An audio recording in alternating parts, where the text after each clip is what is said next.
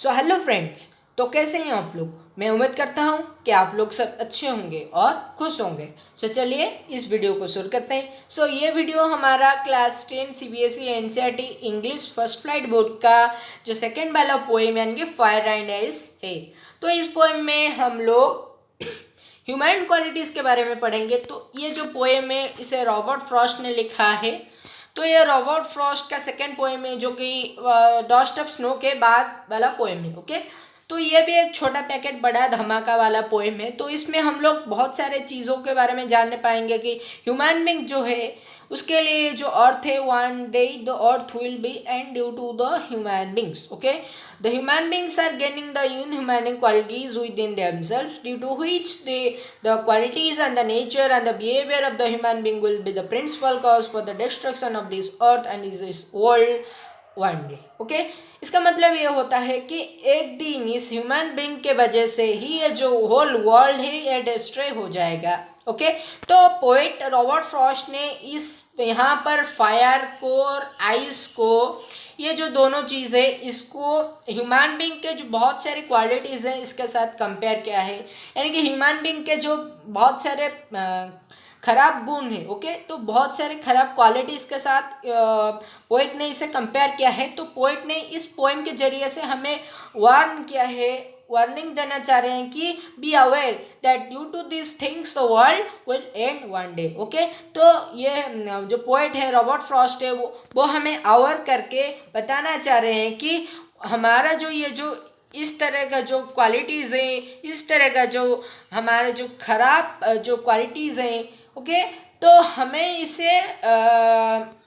इसे डिस्ट्रॉय कर देना चाहिए। ओके, क्योंकि इसके लिए फ्यूचर में हमारा जो वर्ल्ड है ये एंड हो सकता है। Okay, and man everyone will face difficulties for it. Okay, so चलिए इस पोएम को शुरू करते हैं। पर पोएम को शुरू करने से पहले यहाँ पर आप लोगों को जो डिफरेंट ह्यूमन क्वालिटीज़ हैं इसको बता देता हूँ, ताकि आप लोगों को पोएम को पढ़ने के वक्त कोई तकलीफ या फिर दिक्कत ना हो। ओके, तो you will not face any difficulties while reading the poem. Okay, तो मैं यहाँ पर बता देता हूँ कि जो ग्रीड है, ग्रीड आपको पता है ग्रीड का मीनिंग। तो ग्रीड जो होता है फायर होता है, आप इसे नोट कर लीजिए please. I request to that you should note it.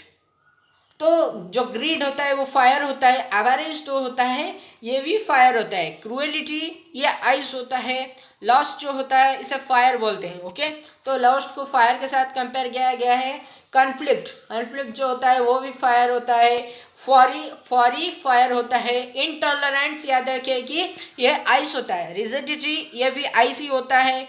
And insensitivity ice होता है। कोल्डनेस भी आइस होता है। ओके, इनडिफरेंस आइस होता है। हेट्रेड जो होता है ये भी आइस होता है। सॉरी, तो ये जो रिजिडिटी होता है ये भी आइस होता है। तो rigidity is also ice, hatred ice. तो मैं फिर से बोल देता हूँ, grid is fire, avarice is fire, lost is fire, fury is fire, conflict is fire. Okay, then cruelty is ice, intolerance is ice, rigidity is ice, hatred is ice. Okay, indifference is ice, coldness is ice, insensitivity is ice. तो इस तरह से आप लोग देख सकते हैं कि ये जो चीज़ थे वो क्या थे। ओके, सो अब चलिए इस पोएम का जो समरी होता है इसको मैं आप लोगों को पहले बोल देता हूँ। तो इस समरी में, इस पोएम का जो समरी होता है वो ऐसा कुछ होता है कि पोएट ने इस पोएम में ह्यूमन क्वालिटीज़ को आइस और फायर के साथ कंपेयर किया है। जैसे कि मैंने बता दिया ह्यूमन क्वालिटीज़ क्या है, जो कि पोएट ने उसे आइस और फायर के साथ कंपेयर किया है। ओके, सो इस पोएम में पोएट ने बताया है कि जो वर्ल्ड है ये एक दिन ह्यूमन बींग्स के वजह से एंड हो जाएगा, either in the form of fire और in the form of ice. तो अगर हम इसे साइंटिफिक वेब पर देखेंगे, फायर अगर जो अर्थ का टेम्परेचर होगा ग्लोबल वार्मिंग के लिए, इसका अगर टेम्परेचर बढ़ जाएगा और फॉरेस्ट में आग लग जाएगा और इस आग को कंट्रोल नहीं कर पाएंगे तो ये आग हर तरफ फैल जाएगा। तो इस वजह से जो फायर के वजह से टोटल जो अर्थ है वो डिस्ट्रॉय हो जाएगा, हर तरफ आग ही आग होगा और कुछ नहीं होगा, सब राख में बदल जाएगा, पूरा वर्ल्ड डिस्ट्रॉय हो जाएगा। तो इस तरह से ये जो फायर है, अगर इसे साइंटिफिक वे में देखेंगे तो अर्थ को ये इस तरह से डिस्ट्रॉय कर सकता है। और जो आइस है, अगर इसे साइंटिफिक वे पर देखेंगे, साइंटिफिक वे पर दिखेंगे तो हम देख सकते हैं कि ये जो सन है या फिर इसका जो सन है उसका जो टेम्परेचर होगा वो ख़त्म हो जाएगा, यानी कि जो temperature of the sun will decrease. तो सन का जो टेम्परेचर है वो ख़त्म हो जाएगा, धीरे धीरे डिक्रीज हो जाएगा और आइसेज आ जाएगा, जिसके वजह से जो यहाँ पर जो पॉपुलेशन यानी कि जो पीपल रह रहे हैं वो टॉलरेट नहीं कर पाएंगे ठंड यानी कि जो आइस एज को टॉलरेट नहीं कर पाएंगे और उनका धीरे धीरे डेथ हो जाएगा। इस तरह से वर्ल्ड एंड हो जाएगा और no life will exist on this earth. Okay, अगर इसे साइंटिफिक वे पर देखेंगे, अगर हम पोएटिक सेंस पर यानी कि रॉबर्ट फ्रॉस्ट के सेंस पर देखेंगे तो ऐसा बनेगा कि due to the human qualities in the form of ice and fire, okay, in the form of ice and fire the world will end one day, okay। तो फायर और ice के फॉर्म में जो वर्ल्ड है human qualities के लिए ये world and हो जाएगा। तो जिसको रॉबर्ट फ्रॉस्ट ने ह्यूमन क्वालिटीज को फायर एंड आइस के साथ जैसे कंपेयर किया है। तो चलिए इस पोएम को अभी पढ़ लेते हैं। तो पोएम जो है फायर एंड आइस है, okay. Some say the world will end in fire, some say in ice. तो पोएट यहाँ पर ये बोल रहे हैं कि कुछ लोग बोलते हैं कि जो वर्ल्ड है ये फायर से एंड होगा, यानी कि फायर यानी कि जो क्वालिटीज़ यानी कि ग्रेड जैसे क्वालिटीज़ होगी या फिर आवाराइज और इस तरह के क्वालिटीज़ ह्यूमन क्वालिटीज़ के लिए जो वर्ल्ड है एंड हो जाएगा। और सम से इन आइस, और यहाँ पे कुछ लोग जो होते हैं वो फिर बोलते हैं कि ये जो वर्ल्ड है ये आइस से एंड होगा, यानी कि the human qualities like intolerance, insensitivity, rigidity, okay, and इस तरह के जो क्वालिटीज़ है ह्यूमन क्वालिटीज़ है इसके लिए अर्थ भी डिस्ट्रॉय हो सकता है। From what I have tested of desire, तो मैंने डिज़ायर के बारे में जितना जानता हूँ, पोएट यहाँ पर बोल रहे हैं कि मुझे डिज़ायर के बारे में, यानी कि हमारे जो डिज़ायर यानी कि जो नीड होता है, ओके, तो एक्सेस नीड जो होता है, तो जैसे कि जो डिज़ायर एक टाइप का जो ग्रीड होता है, तो उसके बारे में भी वो मुझे पता है कि जो डिज़ायर होता है वो that also a type of greed for which the world will also be and for what I have tested up desire for, इसलिए जो पोएट है यहाँ पर बोल रहे हैं कि for what I have tested up desire I hold with those who favor fire। तो पोएट उन लोगों को यहाँ पर सपोर्ट कर रहे हैं, उनके साथ हैं जो कि फायर को सपोर्ट करते हैं, कि फायर को बोलते हैं कि जो वर्ल्ड है ये फायर के साथ एंड हो गया, ओके। तो यहाँ पर फिर से पोएट बोल रहे हैं कि but if it had to perish twice, और अगर यहाँ पर जो चीज़ होता है, पेरिश का मतलब यहाँ पर जैसे पता है कि डाई, ओके।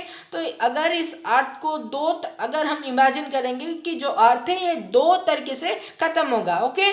तो अगर इसे 2 टाइम ख़त्म होना हो, अगर but if it had to perish twice means it has to die twice, I think I know enough of it। तो पोएट यहाँ पर फिर से बोलते हैं कि अगर ऐसा है तो मुझे हेट के बारे में भी पता है, यानी कि हेट मतलब होता है हेट्रेड, ओके। तो हेट हम बोल सकते हैं, हेट को हेट्रेड से कंपेयर करके बोल सकते हैं। हेट जो होता है वो आइस जैसा होता है, तो उसका जो क्वालिटी है आइस के साथ उसे कंपेयर किया है पोएट ने, okay. So I think I know enough of it. तो पोएट बोल रहे हैं मुझे हेट के बारे में भी, पोएट यहाँ पर बोल रहे हैं कि मुझे हेट के बारे में भी बहुत कुछ पता है, कि to say that destruction for ice is also great. तो आइस के जरिए से अगर हमारा जो वर्ल्ड है वो आइस के जरिए से डिस्ट्रॉय होना हो तो वो भी बहुत ही ग्रेट होगा। Ice the destruction to ice will also be too great, okay. Then and would suffice, तो and it would be also sufficient, यानी कि जो आइस के जरिए से जो डिस्ट्रक्शन होगा वो बहुत ही बड़ा डिस्ट्रक्शन होगा और ये भी सफिशेंट होगा इस वर्ल्ड को एंड करने के लिए। For the end of the world the ice is also sufficient to destroy the world as well as fire, okay. तो पोएट यहाँ पर पहले सपोर्ट करते हैं जो लोग फायर को सपोर्ट करते हैं। The poet firstly favours the people who support fire, but rather next the poet यहाँ पर बोल रहे हैं कि जो पोएट यहाँ पर हैं, next the poet says that the ice is also sufficient to destroy the world, okay, and the destruction to ice is also great. Okay, तो इस तरह से हमारा जो ये जो पोएम है यहाँ पर ख़त्म होता है। और यहाँ पर मैं इसका जो राइमिंग स्कीम है बता देता हूँ। तो राइमिंग स्कीम यहाँ पर जो इसका है, तो ये पहला वाला आप देख सकते हैं कि ये ए है। ओके, तो fire and ice. Okay, fire ice, तो आइस फायर ये राइम नहीं कर रहे हैं यहाँ पर। जो राइमिंग साउंड जो है यहाँ पर नहीं आ रहा है, तो ये ए बन गया। ओके, सो यहाँ पर जो फायर है इसको ए लिख देते हैं, तो यहाँ पर ए हो गया। तो फायर आइस, तो यहाँ पर ये बी हो जाएगा। तो फायर एंड डिज़ायर तो बनते हैं, फायर एंड डिज़ायर, तो ये ए हो गया। आइस एंड फायर, तो ये भी होते हैं, तो ये भी हो जाएगा, ए हो जाएगा, क्योंकि आइस और फायर यहाँ पर राइमिंग स्कीम नहीं बना रहे हैं। ओके, तो मैंने गलत बोल दिया, सॉरी। तो यहाँ पर जो आइस है फायर है, तो ये राइमिंग स्कीम नहीं बन रहे हैं। तो यहाँ पर जो फायर एंड यहाँ पर भी आप देख सकते हैं कि यहाँ पर भी फायर है, तो यहाँ पर डेफिनेटली ये भी ए बन जाएगा। तो यहाँ पर राइमिंग्स के में है ए बी ए। तो यहाँ पर फिर से यहाँ पर देखिए आप लोग, तो ट्वाइस हो गया, आइस हो गया, तो बन रहे हैं, तो यहाँ पर बी हो जाएगा। तो यहाँ पर जो हेट है, हेट किसके साथ नहीं बन रहा है, तो यहाँ पर हेट सी आ जाएगा। ओके, तो यहाँ पर आप देख सकते हैं कि ice, okay, twice and ice बन रहे हैं, ट्वाइस आइस, तो यहाँ पर आइस भी है, तो बी हो जाएगा। ओके, तो ये भी हो जाएगा। देन आप देख सकते हैं कि हेट एंड ग्रेट, तो हेट ग्रेट बन रहे हैं, राइमिंग स्कीम बन रहे हैं, तो यहाँ पर राइम जैसे हो रहा है, राइमिंग साउंड आ रहा है, इसीलिए यहाँ पर हेट और ग्रेट सी बन जाएगा। Okay, then twice ice and spice, आप लोग देख सकते हैं ये बी बन जाएगा। ओके, तो यहाँ पर राइमिंग स्कीम आता है, यहाँ पर मैं लिख देता हूँ कि राइमिंग स्कीम यहाँ पर है A B A. Okay, A B A, then B C B. Okay, rhyming scheme होता है A B A. Okay, then B C B. Okay, so आज के लिए जो वीडियो है ये इतना तक है।